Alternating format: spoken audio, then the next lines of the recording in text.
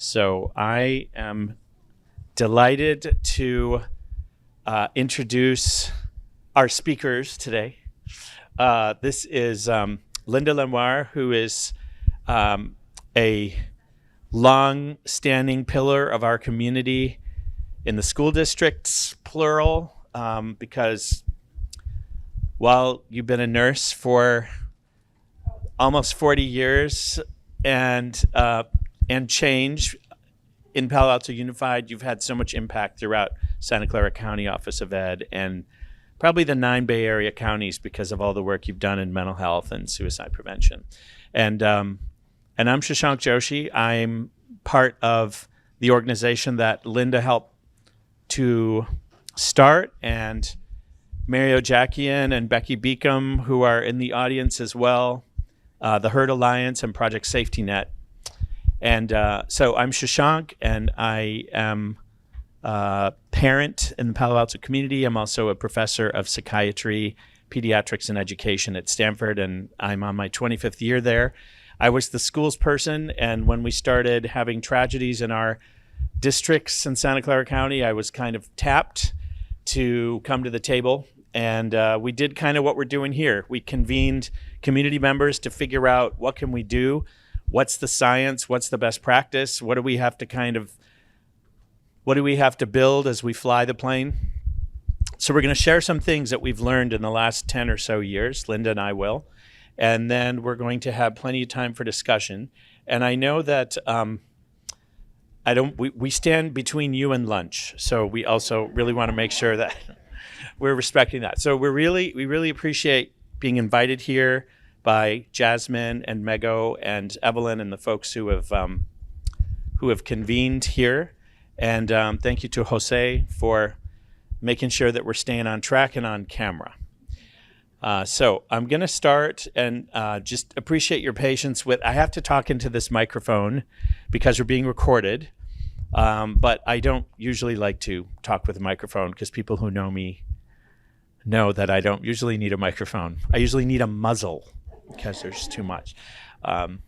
So what we like to start with is some perspective, and this is not going to be new. How many of you work in your day jobs on school sites? Okay. Only a few of you. So many of you work like in the community. Are you in some kind of clinical setting? Okay. How many therapists do we have in the room? How many school leaders do we have in the room? Okay. How many people are here because they're parents or community members who are just interested in learning more? Okay. Any nurses in the crowd? Like nurses are the are the major representatives here. All right, I'll try not to be too biased. My spouse is a nurse practitioner. Well, the idea here is, okay, how many of you have teenagers in school right now, or have raised teenagers? How many of you once were teenagers? The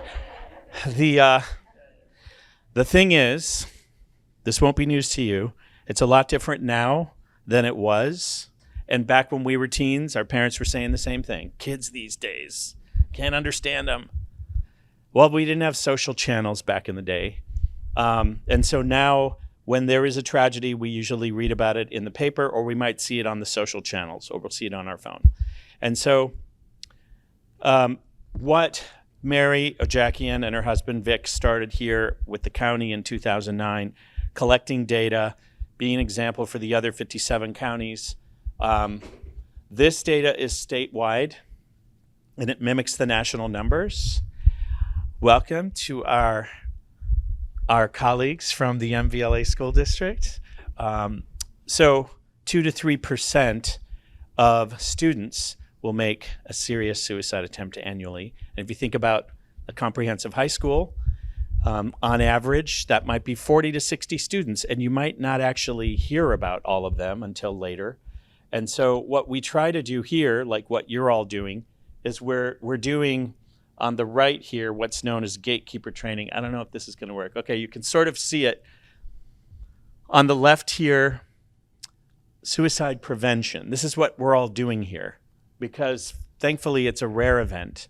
But when it happens, it has ripple effects. This community's been affected, communities all throughout Santa Clara County. But just in the interest of time, I'm going to take you through the left side very quickly. There is almost always some kind of psychiatric condition, 80 to 90% of the time. The problem in young people is that we don't often see the signs, especially in boys. And I would say, there's been a lot of research, girls, boys, not so much with non-binary youth. But now that research is upcoming, and we're seeing that in particular for boys who identify, cisgender boys, we're not really acculturated to talk about our feelings. So we may bury them and you might not see the signs. And so then we may have a stressful life event that might lead to suicidal ideation. And then there are a number of factors before someone actually makes a suicide attempt. So what we try to do here is think about, on the neuroscience side, putting all the factors together. Well, the brain is still maturing. And so as teenagers, if you live in a community where there's been death by suicide, there's some combination of impulsivity, there may be some hopelessness, there may be, like right now, there's a lot going on in the lives of especially our juniors and seniors. And then if you have access to lethal means and you're prone to imitation, especially if the media are not following the guidelines about telling the story when someone passes away by suicide, then you increase the risk and you might have a suicide attempt. So here's what we're all doing today, prevention interventions. And so I'm just going to focus on these top two bubbles, education and awareness. That's what we're doing right now. You all are gatekeepers. You are community and organizational gatekeepers. Your eyes, your entire presence with our youth is a really important part for what clinicians do. We need to trust you and your clinical eyes to hear about what you might be concerned about. And in schools, we have found that teachers, for example, are a major source of gatekeeping. And that's why we spend a lot of our time doing gatekeeper training in schools. So I wonder if I might call on a colleague to perhaps read this presentation out loud for folks so that, now this is a made-up case, okay? So we're being recorded. However, it's based on a couple of actual students that we saw not in this state, bless you, but in another state. A 15-year-old Latinx girl, Taylor, has a history of moderate, persistent RAD and is brought reactive airways disease.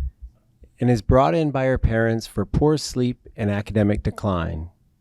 You meet with Taylor and her parents together. She is quiet, and her parents, who immigrated in the late 1990s, provide the majority of the history through an interpreter. They report that her sleep is poor because she stays up late and naps after school. They've tried to get her to sleep earlier and allow her to sleep in on weekends, but she always appears tired and sluggish. She's a very good basketball player and was previously an AB student, but most recently her semester grades were BCs. Her parents see her often studying late into the night. They say she's not even going out with her friends or coming to church, so we don't know why her grades are so low. When they try to help her with schoolwork or ask her to join the family for events, she gets very irritable. She barely eats at dinner when they're able to get her to come out of her room for meals. She has had one hospitalization for a severe RAD exacerbation. So this case was based on, by the way, her parents immigrated from Vietnam, and she's struggling with asthma. This is how she came to our attention. So maybe you want to ask another colleague to continue to read? You don't want to read? Oh, your accent is fantastic. No. Okay, Mary. Through my math. Through your math. Can you see that? Yeah, okay. Pretty much. The parents allow you to meet with Taylor alone. She answers most questions with, I don't know. You validate how difficult it is to do well in school when her energy level is so low. She says, I'm trying my best. Things just take so much longer than they used to, and I can't focus on anything. Last summer, her first boyfriend broke up with her and since then she hasn't been interested in socializing with friends. She used to get invited to social events, but now says her friends have stopped trying. She reports feeling down and sad most days of the week. She finds herself crying alone multiple times a week. She spends a lot of time in her room staring at her school assignments and not being able to get started. It's hard to sleep because she feels guilty about not finishing her work, and when she tries to fall asleep, her mind seems to run in circles. She often thinks that she's not good enough, and sometimes she thinks there's no point in being alive.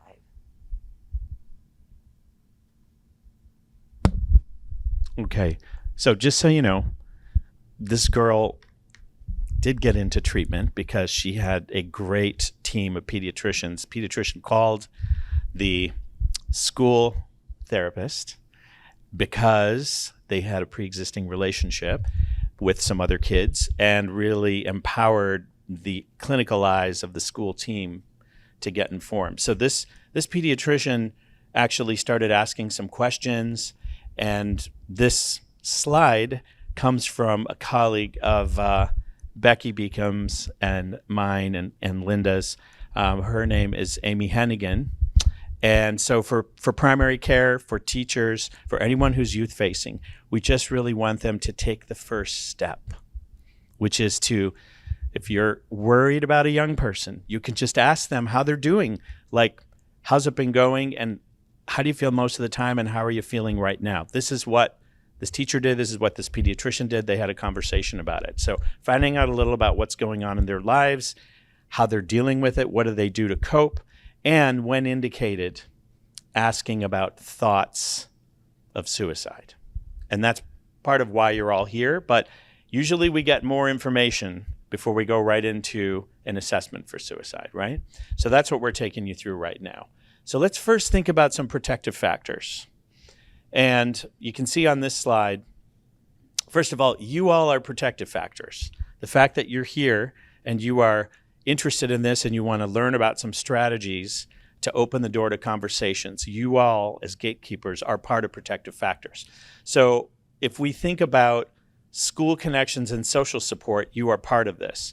We think about tapping into, what's the school climate like? What are their friendships like? Just having one friend can be extraordinary. And not all our kids have even one friend. Perceived availability of trusted adults, meaning, do young people believe that the adults on campus care about them? And in fact, the perception is probably even more important than the reality. Of course, the reality is important, that they can go and get help from someone, a teacher, maybe a counselor, maybe the campus supervisor, right? So the perceived availability is very important. That's actually an outcome you can track when you're doing suicide prevention, is connection to trusted adults. This is a big one, a sense of belonging. So belonging is the idea that even more than fitting in, you can be exactly who you are and feel accepted and feel like this is a place where I feel comfortable. And in particular on school campuses, it's very important for every student to feel like they have a sense of belonging. Because if they don't have that, that actually increases their risk. If they have a disrupted sense of belonging, or belongingness is the research term, that can put someone at risk. And the other thing that can put someone at risk is a sense of guilt and feeling like a burden. So how many of you have heard of the interpersonal theory of suicide and suicide prevention? The interpersonal theory comes from Thomas Joyner and colleagues in Florida, and there's been lots of work on this cross-culturally, internationally. And these two constructs, a sense of belonging, and when that's disrupted, that can increase your risk, and a sense of being a burden. And in particular, in our communities here in Sunnyvale, where we are now, in San Jose and Santa Clara County, we have a very important constituency, not only among immigrants, but among youth, because 25 to 30%, and in Santa Clara County, it's more like 30 to 40%, and some communities much higher, are of youth, are immigrants or are children of immigrants. And so this sense of belonging is important, and this sense of being a burden, we have to tap into it. And it might be like a patient will tell me, like on the inpatient unit, I don't want to talk to my parents because I don't want to put any more weight on their shoulders. They've already been dealing with so much. And so they came here for a better life for me. I'm not measuring up. So tapping into that is important, because if you can find out more and cultivate that sense of belonging, that's a protective factor. Of course, we know even more now in 2023 than we did before 2020 how important social support and connectedness is. This is, I think, the first in-person conference. Is that right, Jasmine? Yeah, we've been virtual since 2019. So we learn socially, we connect socially. It's all the more true for students. And so these opportunities to engage socially, whether it's a sports team or theater or band, which you can do some of these things with a mask on, you can do them on Zoom, but it's way different, obviously, if you can connect in person. And that's in the research around protective factors. We know family connectedness is very important, and family connectedness could look different in different families. What's the right amount of parental involvement? What's the just right amount of bridging heritage culture with host culture? I got a separate slide on that because that's really important for our communities. Because if we don't tap into that cultural value activity, whether there's similarity or not similarity, we might be missing a critical piece.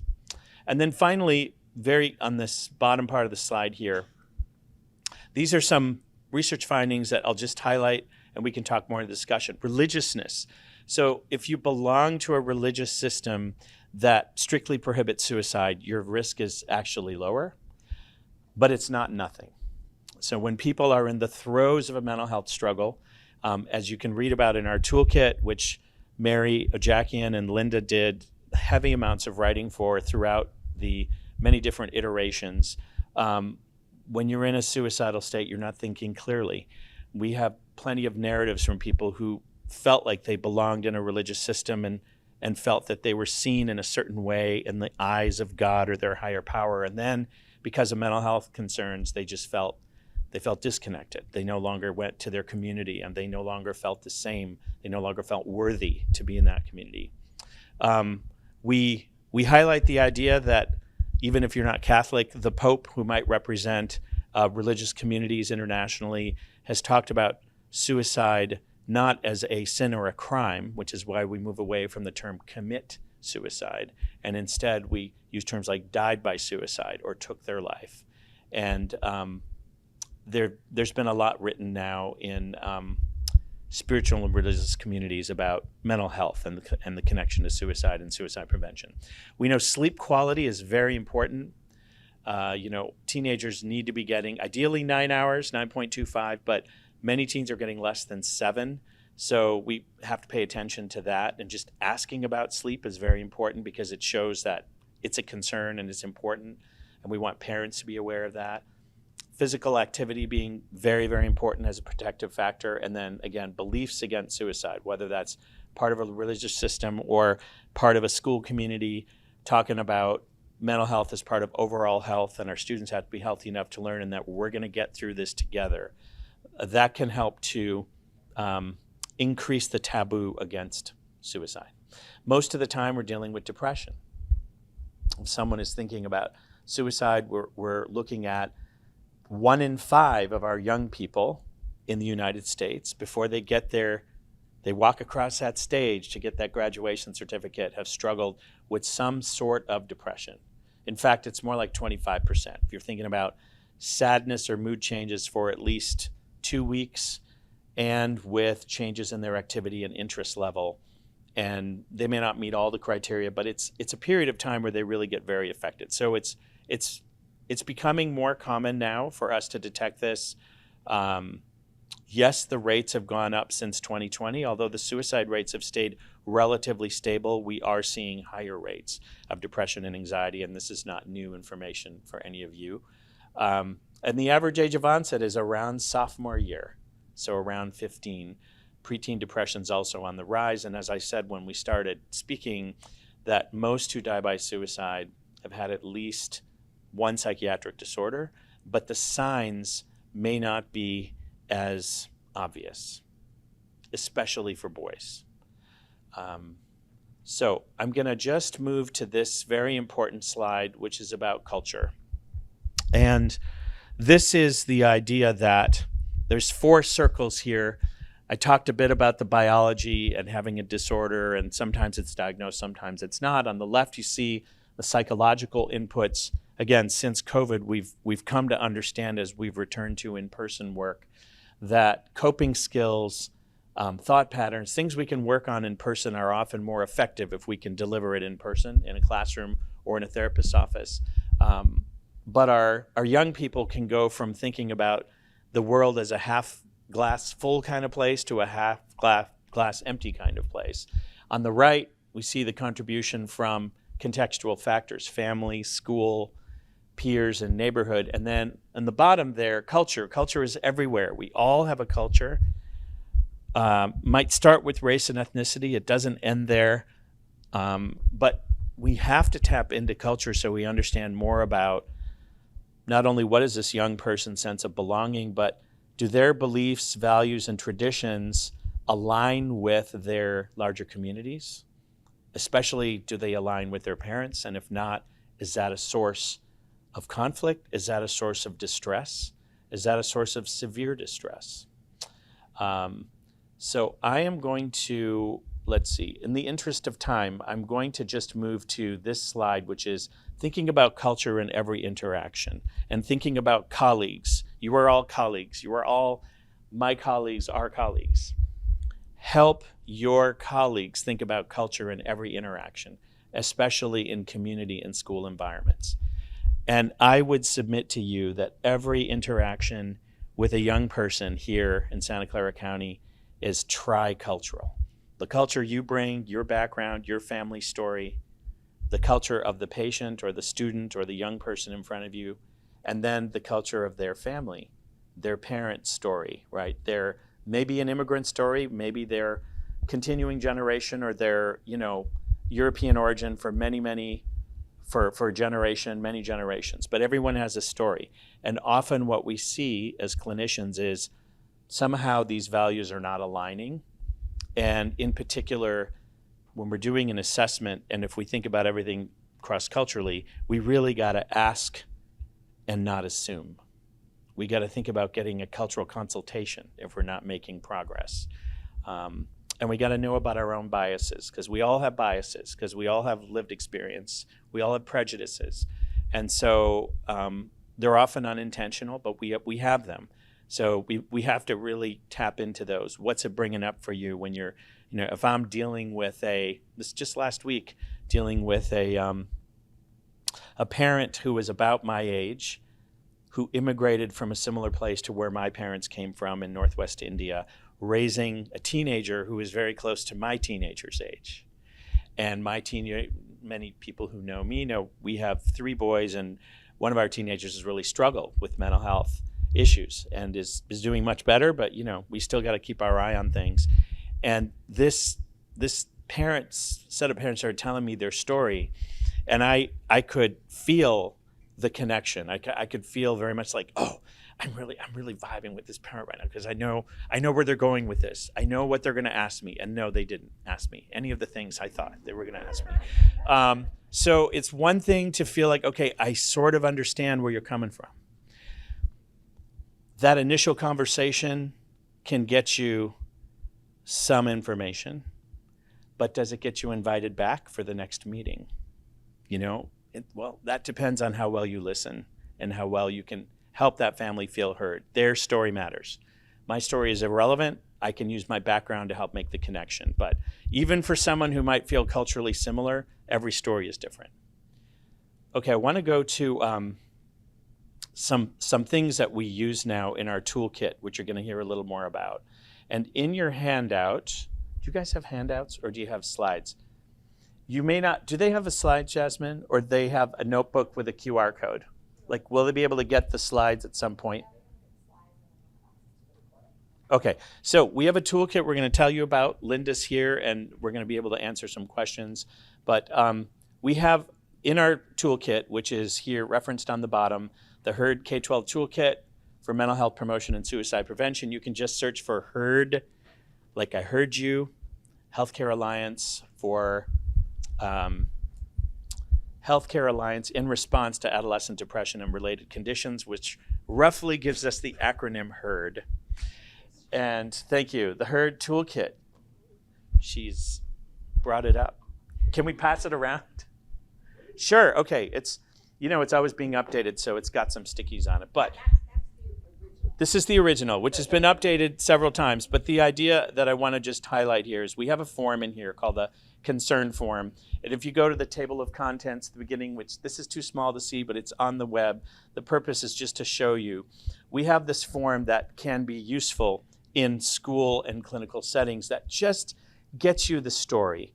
And this form was put together by many of the community members in our school. And maybe, do you want to just say a minute about how this form came to be? Thank you, Shashank. So originally, when we were dealing with some of the aftermath of the contagion of suicides we had, many of the school psychologists at the elementary school in particular said, we need to early identify these students. And so we had a committee, and Mary was on that committee. And so about 10 school psychologists literally worked on this concern form for close to a year, getting input from primary care, getting input from Dr. Joshi and other psychologists. And so we have updated the form, and so it can be used for elementary, middle, and high school. And if you really want to hear more about it, I'll tell you at the very end about the training series that we'll be having coming up in October. So thank you. Okay, thank you, Linda. So concern form, as the name implies, is if you're concerned about a student. So this can be used for elementary, middle, or high school. Here's part of the student interview. And I just put it up here to kind of illustrate that it's a tool that one can use to get the story. And that's what we have to do. That's, at the end of the day, applying the what if it were my family member situation is something you can all do, because you all come from a family. You all have a family. You can't choose your family, right? You can't choose your bio family. You can't choose your parents. You probably have chosen family around you too. What if it was someone close to you? How would you want them to be listened to? So this is a big part of why we have these kinds of forms in the toolkit. And there's some useful ways to think about, okay, here's what I'm thinking is happening. Here are the next steps, whether I need a referral and the plan for follow-up. So I just put that up there to illustrate. Now, we said in our advertising that we would do 2 cases. And so in the interest of time, I'm going to just run through this other case pretty quickly. This is the case of Jonas. Again, also a made-up case, but based on a pediatrician colleague of ours who has a couple of kids like Jonas, who's a 10-year-old boy. He lives with his mother and 6-year-old brother. He has no significant contributory history, meaning there's nothing really so far that would have put him on this pediatrician's radar. But his mother brings him in for school refusal. He is just not going to school, and she's worried because he's going to go to middle school, and she really wants to make sure they understand what's going on. This is the 3rd time in the past 3 months. He's got stomach aches, headaches, and he has tantrums if she tries to get him to school.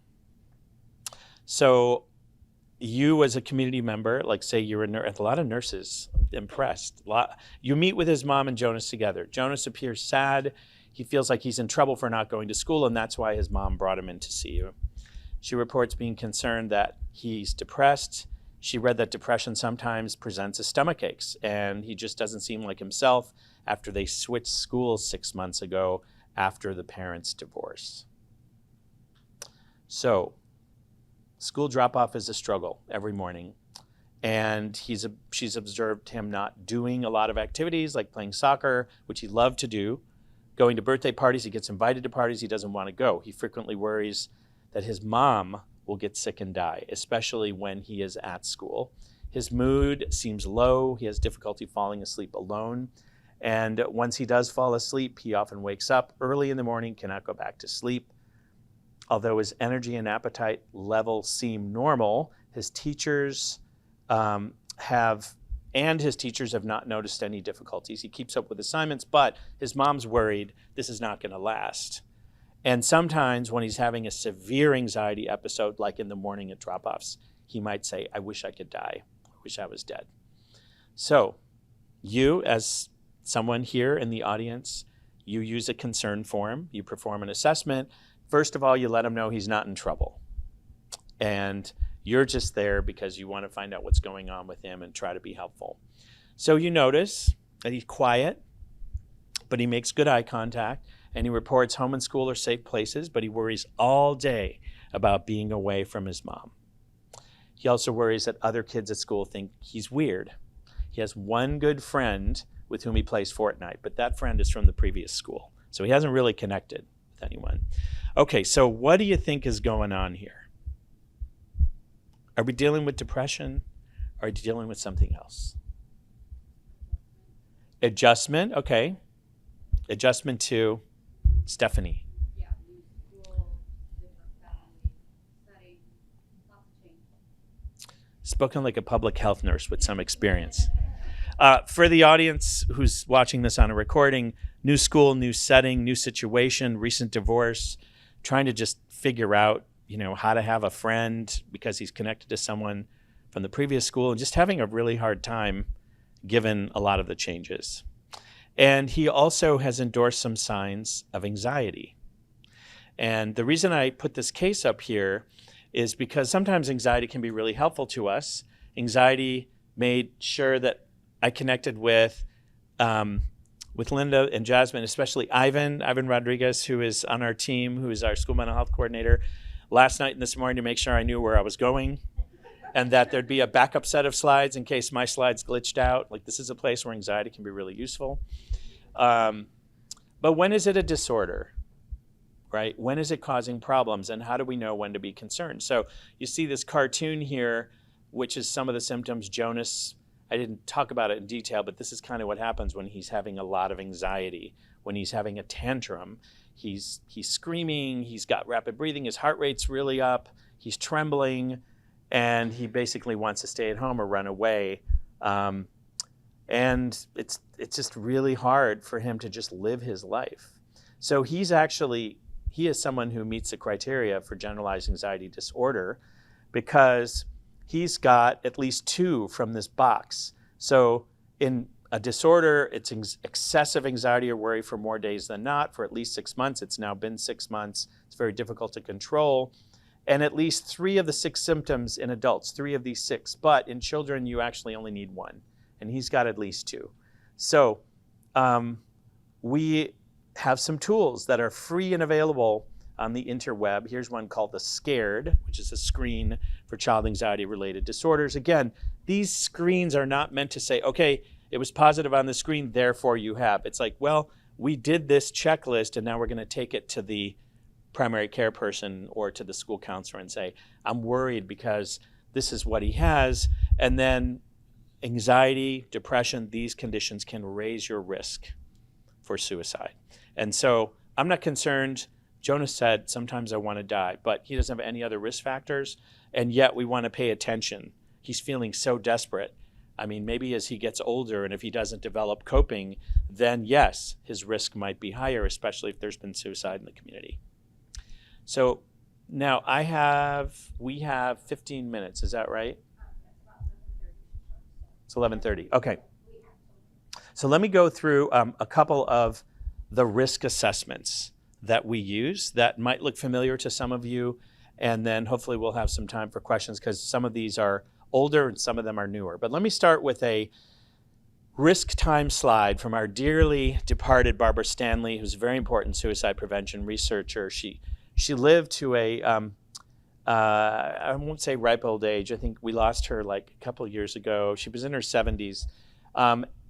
But yeah, she had some medical complications that actually took over pretty fast. She left us such a legacy of things to think about in suicide prevention. One of them, which I can point out for you, one of her legacies is this app that you can get on your phone for free. And there's 2 versions of the app. One of them is called Safety Plan, and one of them is called Safety Net. And Safety Plan and Safety Net are sort of 2 versions of a safety plan I'm going to show you here. And so Greg Brown and Barbara Stanley published this this paper where this graph comes out of, which is that suicide risk will fluctuate over time. What you find in a young person today may be different than what you see in them tonight, may be different than tomorrow. But whatever happens, especially with a young person, if they have these feelings, if you can help them to work through them, think about them, and in your safety planning, you're thinking about things like coping skills and distraction techniques, and what are the things they can do internally before they reach out to a friend? What are the techniques they can learn? Minutes and hours. With a young person, it's probably between 20 and 30 minutes when the risk is highest, when the danger of acting on these feelings is highest. And after that, there is a kind of the period of risk goes down, the risk itself goes down as time goes on. So this is why in schools we want to talk about when there is a crisis, who is on your crisis team and who has the skill to sit with a young person and really help them through that acute risk period. If you are concerned because they have made statements, or if they've made a serious, they've made a plan to take their life, or if they've had an attempt before, you want to think about a form or an approach that has evidence to support it. So how many of you have heard of the Columbia Suicide Severity Rating Scale? So also known as the Columbia or the CSSRS. A really nice part about this is there's a teacher version, there's a primary care version. They look pretty similar. It's basically 6 questions. And you get to this place if you see some signs. Now, in Jonas's case, he did say, sometimes I wish I was dead. All right, well, because he said that, even if your risk isn't high, it doesn't hurt to do a Columbia, because it simply asks, have you wished you were dead or wished you could go to sleep and not wake up in the past month? Have you actually had any thoughts about killing yourself? In Jonas's case, he said yes to the first one, but no to number 2, because just in the moment, the anxiety was so bad. But the other questions, after number 2, you have a choice. If it's yes to number 2, you go to questions 3, 4, 5, and 6. If it's no, you go directly to question 6, which is, have you done anything, started to do anything, or prepared to do anything to end your life? So this takes us through a series of questions that are brief. You can actually get trained as community members. You don't have to be clinicians. You can get trained online in 20 minutes to be able to utilize this tool. This is an example of a tool. Here's another example. It's called the ASQ, which basically stands for Ask Suicide Screening Questions. And again, it's a series of questions that starts with, in the past few weeks, have you wished you were dead? Yes or no? In the past few weeks, have you felt that you or your family would be better off if you were dead, etc.? And then it takes you through the next step. So this one, we don't have a public way to get you trained, but I put it out there because there are many tools that you will hear about that then have to be adapted. The nice thing about the Columbia is it's adapted for different community settings, and you can get trained for free online to do it. Now, although we are all here in person, we also know that when we're doing safety planning, we might still be working with young people virtually. And so the remote process is very similar to what we do in person, and we're letting the student know we want to develop a safety plan. In Jonas's case, if we're talking to him on the phone or over Zoom, it'll take about 30 minutes. Usually takes a little less than that. But in particular, we're trying to keep them out of the emergency room. And so we really want to make sure that if we are initiating something like this, that we want to know where they are. Like, are they safe right now, and where are they? If they're at home, let's make sure a staff member, while we stay with a student, can tell us what is that address. Make sure we have emergency contact information, and in case we get cut off on the communication, we want to be able to know how we can reach them and if we actually need to go to them. So that's a little summary about remote planning. And I realize I'm going a little fast, but I want to have enough time to have discussion. I'm just going to show you a brief summary of this concept of warning signs. So how many of you are familiar with CBT, with cognitive behavior therapy, or the concept of CBT is often we get really distressed when we're anxious or depressed because of what we're thinking about. So if we can understand that thinking, if we can maybe change the way we're thinking about something, it can actually help us change the way we feel about a situation, which can change what we do and how we cope and how we behave. So on the right, this thermometer is what we will use in therapy. It's called a feelings thermometer, also called a subjective units of distress scale or SUD scale, with the bottom being pretty chill, not a lot of stress or distress, and the red up top being the most distress. And the thermometer, it sort of gradually goes up. We want our young people, we want to, in general, be living around this green zone. And you see some emojis here on the right that for kids who are nonverbal or who don't really want to talk, they can use that to say, you know, Doc, I'm at about a 5 right now. I don't really feel like talking, but, you know, it's not an emergency. I'm not at an 8 or 9, but I'm about a 5. Well, this is like on a scale of 1 to 10, where 1's completely calm and 10 is the most distressed ever, then we can ask them and get a number. And so there are different tools that have been developed that help us communicate with young people, that help parents understand. If my teenager's not talking to me, but they can give me a number on this feelings thermometer, then I'll know what to do or say, because I worked that out already in my session with Miss Sullivan, who is my son or daughter's therapist. And we figured out, okay, when my son or daughter is in the yellow zone, they're going to give me a number. Here's what it might look like. Here's what they're feeling. Here's what I can do to help make it better. And here's what I can avoid doing to not make it worse. And that's the reason we do this kind of work as part of the safety plan. All right, I want to finish with the safety plan. So the safety planning intervention, I talked about the app, safety plan, and safety net. They're two versions of each other. And this, again, was created by Greg Brown and Barbara Stanley, and it's basically 7 steps. This is in our toolkit, it's on the app, and this is what we do with a young person. First, we want to help them identify what are the warning signs that they might be thinking about suicide or self-harm. What are the internal coping strategies that they have developed or maybe we've done together? What are their social supports for distraction? What are their supports for help in a crisis? Who are their professionals? Maybe they have a school therapist, maybe they have an outside doc or an outside therapist. How do they keep the environment safe?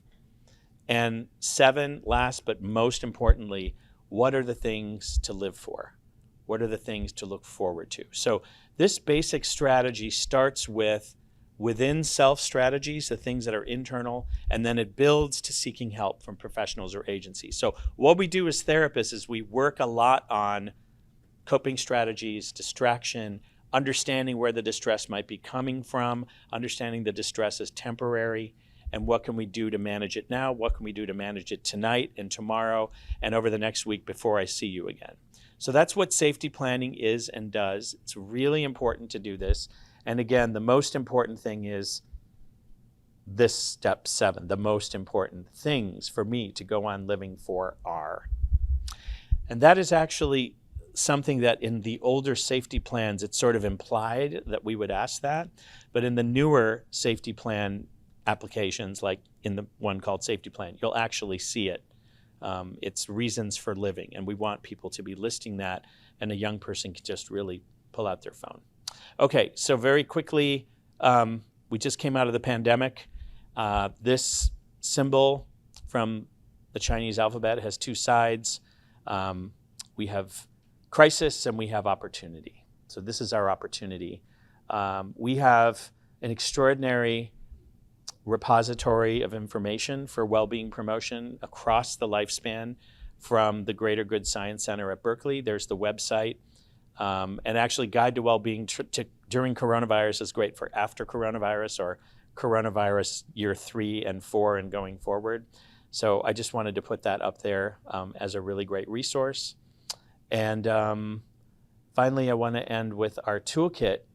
And I have a bunch of resources after this. But as I said before, the toolkit contains a lot of different tools, a couple of which I highlighted here, and forms and protocols when someone might be in a crisis.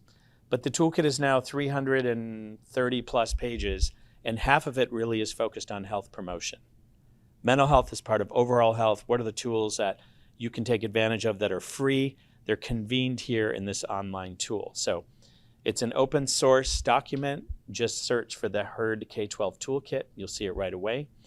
And with that, I'd like to open it up for questions. And welcome to Jennifer Telbono, who just came in, who's And Cynthia, hello. So, questions, comments? I know we're standing between you and lunch, so maybe Linda, anything you want to say something more about? No, what I would just like to mention really quickly is, and I mentioned it briefly a few minutes ago, is that we are going to be having a training series, and the training series will start October 5th. And I actually, I'm sorry, I only have one copy here. I'm not sure if maybe Ivan brought some other copies, but I can give you the information. I have it up here. What we decided based on the trainings from last year, we did 5 trainings last year. This year we'll have 4 trainings. And we were asked on the first training to really focus on elementary school age children. So the first one that we will have on October 5th, we'll have 2 sessions. One will be at 10 o'clock in the morning, and then the second one will be at 3:15, because there was also a request that many staff, school staff in particular, can't come in the morning or they can't come in the afternoon. So we decided to do, it's all the same content, but we're having 2 sessions on the same date. And then October 26th, we'll be focusing on middle and high school age students. And the same thing, we'll have one at 10 o'clock and another at 3:15 in the afternoon. Then in January, I believe it's January 26th, we'll be having a session on postvention. And that is a large part also of how we respond and in the toolkit. And at that session, we'll be having 2 other organizations. Okay, yeah, 2 other sessions. Bill Wilson Center and Cara, we hope, will also be presenting along with me. And then the very last one will be in, I think it's April. Anyway, I have to look at the date. But that last one will be on school climate and promotion of well-being. And so we'll be focusing a lot on just building further what you already have in place. So I'll be here after the session. So if there's any questions, please raise your hand and we'd like to try to answer them. Oh, I'm Sylvia, yes.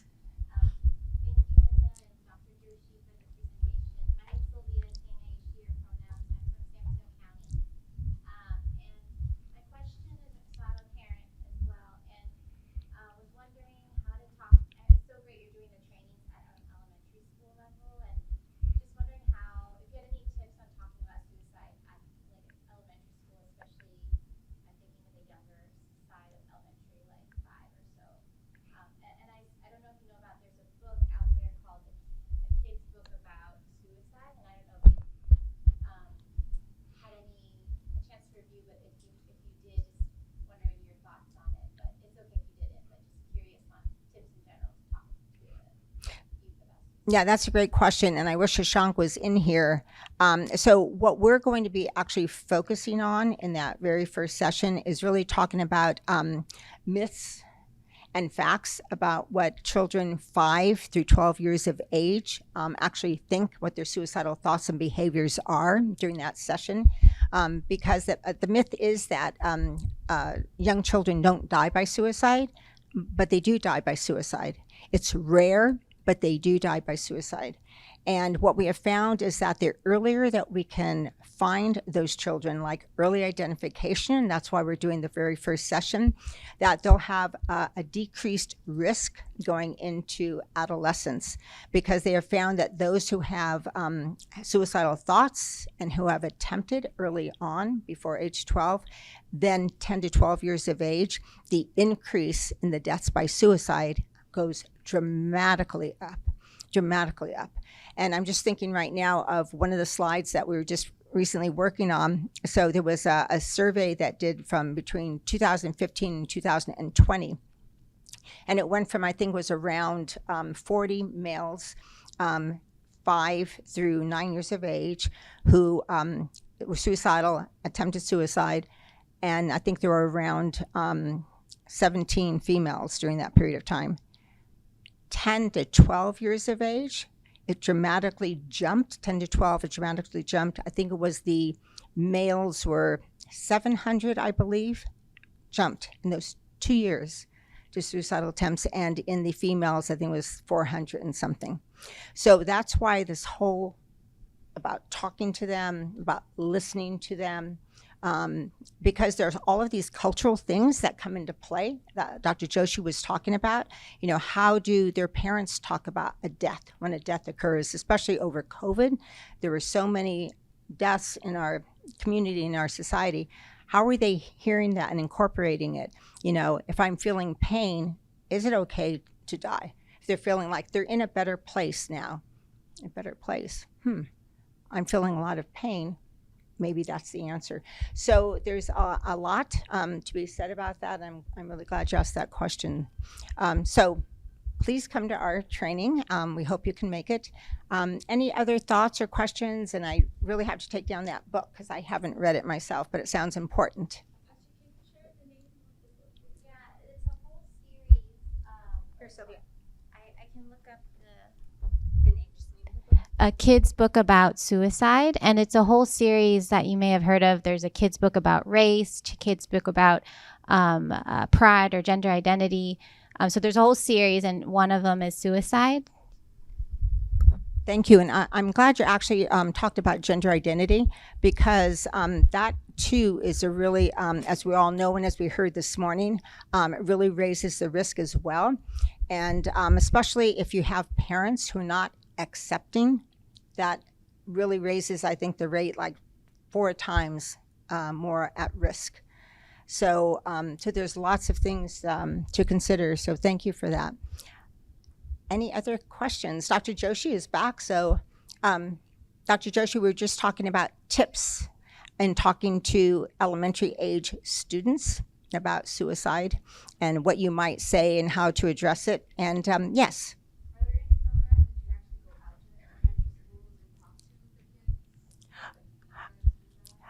So I used to years ago when I was like district nurse, I'd go into, I was overseeing the 18 school sites, so I would go in at that time. But yes, we actually have a whole document on curriculums and programs for students that we could share with you. So that is part of what we have.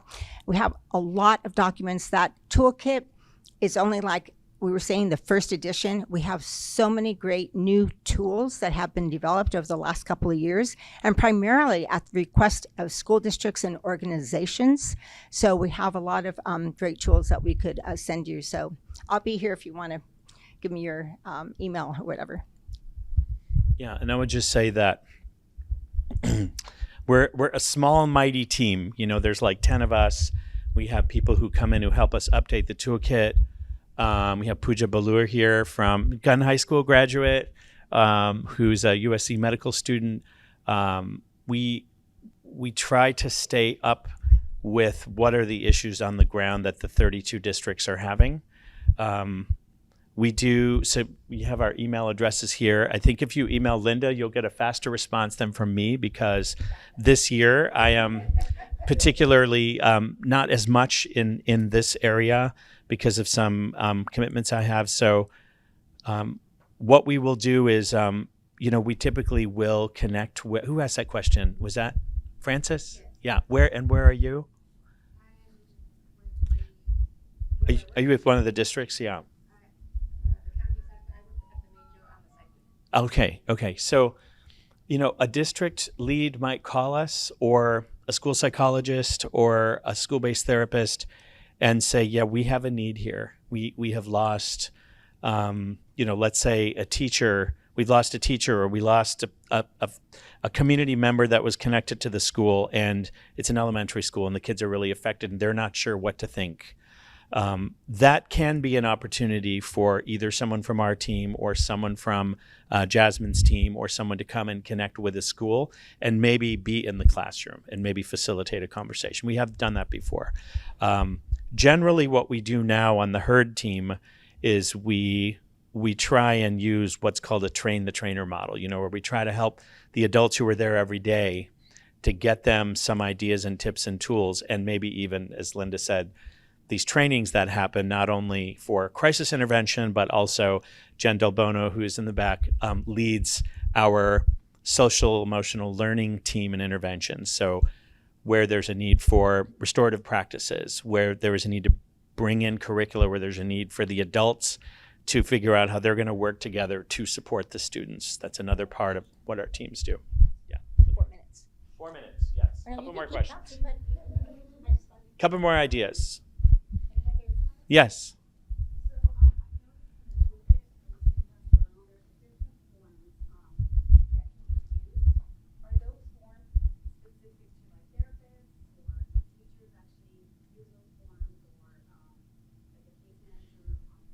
Different forms for different people in the toolkit, open source, and the idea is they are free and yours to use as you see fit, and they have been developed by these constituencies.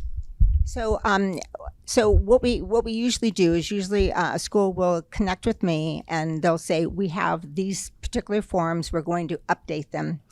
Will you review them? And so we can review forms that you already have in place, or as Dr. Joshi was just pointing out, those tools, those forms you can take, and usually it's the mental health staff, meaning the school counselor, the school psychologist. Sometimes you have an outside agency that use those forms, but we can discuss it, and I'd be happy to discuss it with you. But those forms are for you to take and to use, because it took, and Mary sitting right here, it took us like 2 years to write that toolkit and to really come up with really best practices and evidence-based forms and tools in there. So, and we're always, as Dr. Joshi was just pointing out and showing you, we're always updating and coming up with new research and new tools out there. So, but they are definitely for you to be using, and that's what they're for. So, yeah. Oh, yeah, thank you. So on our website, which Dr. Joshi gave you, there's 2 versions, the PDF, and which you see, but the web version. So the web version is really where many of you want to go to. And on there, you can go to essential tools. There's different parts of the toolkit. So all the ways from promotion, intervention, postvention, and essential tools. And if you hit on any of those bubbles, up will come different tools for each of those different sections in the toolkit. So it's much easier. Thank you, Mary. It's much easier and downloadable. And that was also at the request of our school. So we don't want to go through 300 pages. Just put the tools up there. So the tools are readily available on the web version part of the toolkit when you go on the website. I don't know if you'd like to say. Yeah. I would like Dr. Joshi to address how do you talk with very young children about suicide? These are the 5 to what? Yeah, 5 to 9. 5 to 9. Yeah. That was the original question. Yeah. 2 minutes. I would say there is no magic that I can give you to make an assessment with a child, with a young child, with a 5 to 9 year old, except we don't go right into these questions. We're first going to get to try to understand, what is this child dealing with? Maybe there's something they're expressing through their play, or maybe it's something that they said something about to a friend. You just want to try to understand what's going on with them. And again, we do have this form, the concern form, that elementary school teachers contributed to. That can help us get to the place where we actually ask about whether they're thinking about self-harm, or whether, for a young child, they may not even know what the word suicide is. But you could use a term like, as you see as I showed on the Columbia, the teacher version, do you sometimes think about killing yourself? They might understand that. Do you think about going to sleep and never waking up? They sometimes think about that. Do you think about going away and never coming back? I mean, these are ways that you can begin to get a sense for what this child is going through, because they may not have the internal language to really understand how to communicate what they're going through. So I would say it starts there, and it's going to be rare for you to decide in that moment what kind of a risk this child is, because children have rich fantasy lives. More and more they may be ascribing what they're feeling to a character they saw or they read about, on a screen somewhere, or in a story they heard. They're really connecting with that person's story. It may not mean at the moment they're at risk. Most importantly, they usually don't have means. So in general, as long as we can identify what they might be going through and identify an adult that we can connect them to, that's how I would get it started. And I think one of the last things I like to say is, and Dr. Joshi has mentioned this, that we work as a team. And at your school sites, you really need to work as a team. And that's the very beginnings of when we do a training, is talking about how you create and build that team from probably already the teams that you already have on your campus. But it's really important to know that not one person really can be responsible for all of this work. And that's why he was pointing out that we have a team that we work with. So I'll let Dr. Joshi say goodbye, and thank you all for being here. And I'll be here for a few minutes if anyone has any questions. Yeah, thanks. Just want to say thank you to all of you for coming and picking our breakout of all the ones you could go through. And thank you again to Jasmine and Evelyn and Mego for inviting us. And we look forward to more conversation. And please go enjoy your lunch. Thank you for being here today.